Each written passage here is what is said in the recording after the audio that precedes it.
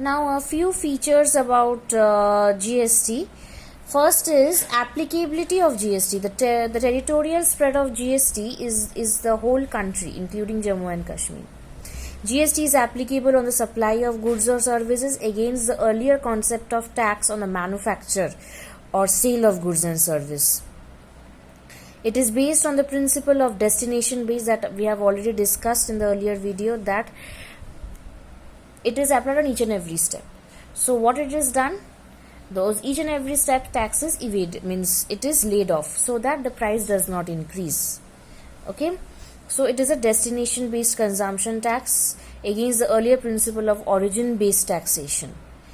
So ultimately, to whom the product goes, he or she pays. Import of goods and services is treated as interstate supplies. Import of goods and services is treated as interstate supplies and would be subjected to IGST in addition to the applicable custom duties. CGST, SGST, IGST are levied at rates mutually agreed upon by the center and the states. So the rates are decided by the center and the states under the aegis of GST Council. There are 4 tax slabs, namely 5, 12, 18 and 28 for all goods or services. Exports and supplies to special economic zones are 0 rated.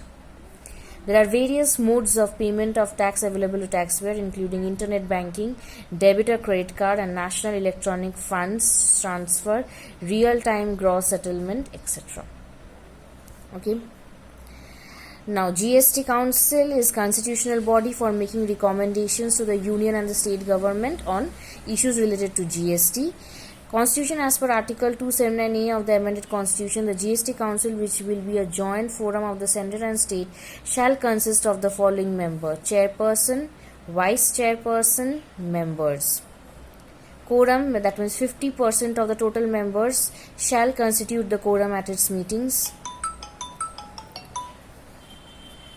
Majority required for taking decision. Every decision of the GST Council shall be taken at a meeting by majority not less than 75% of the weighted votes of the members present and voting, in accordance with the following principles.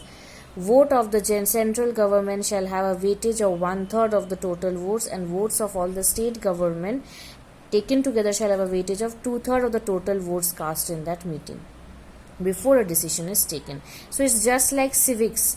Okay, the council consists of finance minister, vice chairperson, who amongst the minister of the state government.